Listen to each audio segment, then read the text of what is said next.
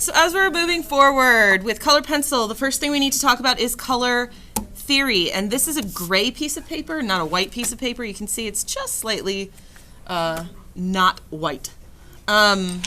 So for color, we're going to briefly discuss just basic color theory. So what are my primary colors? Yellow is one. Good. I'll put some yellow down here. Does that show up yellow? Nope, it's showing up white. I will put some brighter yellow down. So yellow is one of my primaries. What else? Red. Blue and red. Technically, it's magenta and cyan, but you've been told it was blue and red your whole life, so let's just stick with that. So yellow, blue, and red. And with these colors, we should theoretically be able to mix any other color that we know of. So what would go between the blue and the red? Ooh, I don't like that word. That sounds gross.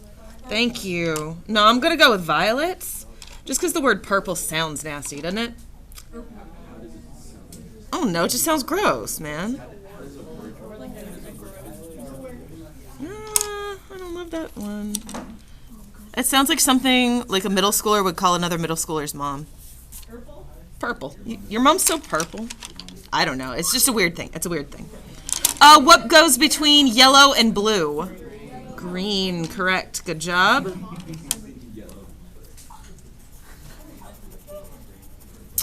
And then what color goes between red and yellow? You guys are so smart, I can hardly stand it.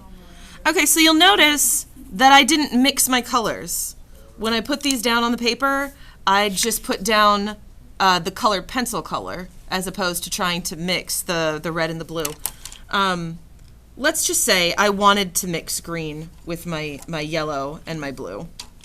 With colored pencil, we're not see how it colored really hard for these circles. If I'm trying to mix it with a colored pencil, I'm going to start with a layer, and I'd be mixing a little bit at a time as opposed to going really hard the first time.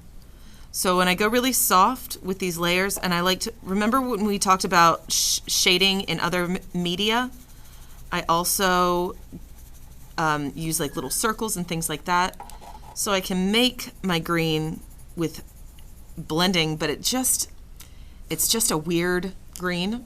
So what we do with colored pencils instead is use the actual colors available to us.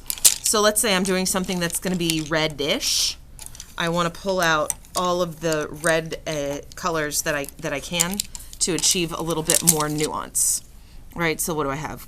Carmine, scarlet, magenta. I know I've got several carmines. Got that a couple times. So vermilion. So I've got a bunch of different colors here, and that will help me sort of achieve a little bit more depth. So if I was doing, say, the side of an apple, like this, if I do an apple just one color, it will appear flat. But I'm sorry? Okay. As I start to combine colors, you're going to see that it gets a little bit more rich. Also, since I'm not working on white paper, if I have highlights, I do need to use a white colored pencil to put those in. However, you don't really want to do a lot of mixing those colors together necessarily. So maybe I'll get a little bit of orange around there. But yeah, you're going to want to use a bunch of different pencils. If you're in the red territory, pick all the red colors that you can. And then we have the part of the apple that would be in shadow. So how would I make a red darker? Ooh, I heard a couple of different things. What do y'all think? How would I make red darker? Please don't use black. There is no black. If there's black in there, throw it away. We're not using black. We have two. I didn't actually expect you to know this one. This is sort of a trick question. We have two sort of magical colors Actually, there's several of them in here, but my two favorite color pencils in the box, or in the boxes, are Indigo Blue and Tuscan Red.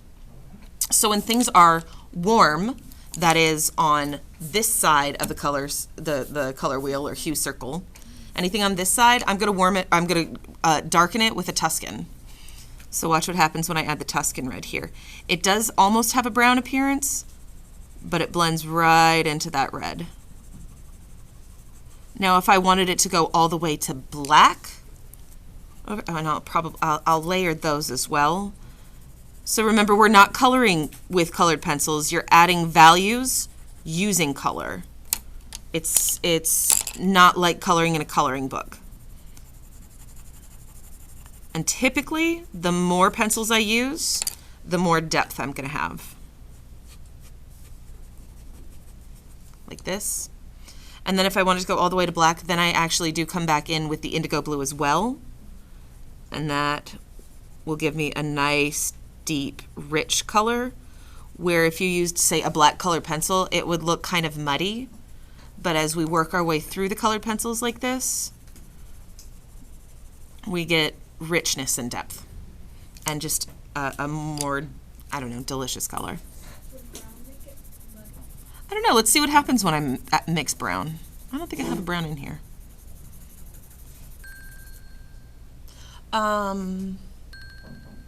Xavier, you need to go to your meeting. There's a note in front of you, love. Let's see. Do I have a brown? I don't even have a brown up here. Let's say I mixed green with it. So green is opposite the color wheel from red. If I mix a green down in there, ugh, that just makes it brown, doesn't it? That's not beautiful. So that'll be what we do if we want it to be less vibrant. We'll add some of whatever the opposite is. See how this color got, ooh, kind of got gross. And this is also sort of an orangey red anyway. It's showing up kind of yellow on camera, but sort of done in real life. And then if I go blue on that side, oh yeah, look, see, I don't know if y'all can see this. Here, let me zoom in on it for you.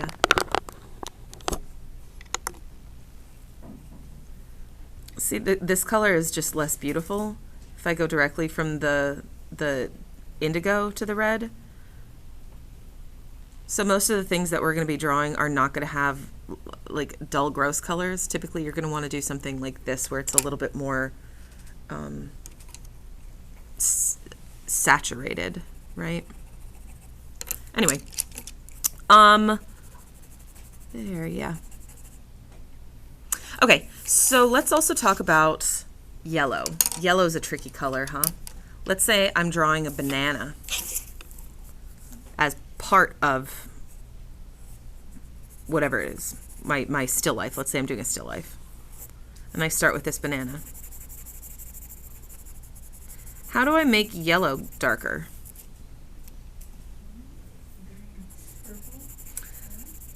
I heard a lot of colors, and there's not one that's wrong. Yellow is a tricky color, especially with colored pencils. So let's see what happens. Somebody said purple, which violet, right? Let's go violet.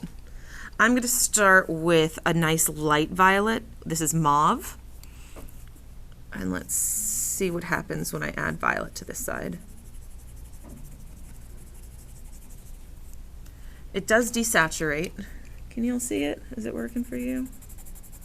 It desaturates a little bit. It's not quite as bright violet or bright yellow.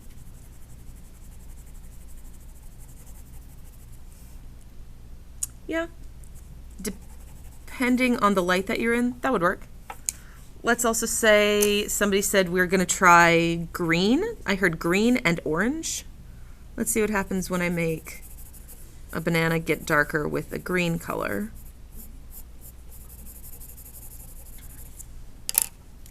I'll use, yeah, let's try this one. So this just makes the banana look more fresh, a little young, right? We know bananas start out green and then turn yellow. So the green actually does work. It changes our perception of the banana, but it's not wrong. I can use the white to mix a little if I need to. And then the other color that I heard was orange. Let's see what happens when I make the banana get a little bit darker with the orange color.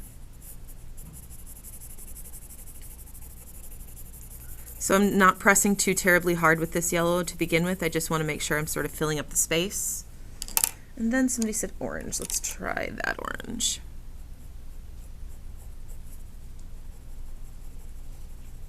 Actually, yep, that works too. All three of those are ways to add shadow to something that's yellow, and they have 3 different outcomes.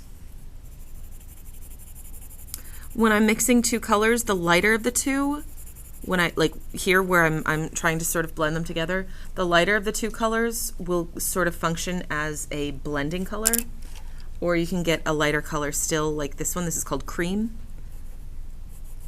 And I can sort of make it more opaque. And again, we're going to continue layering.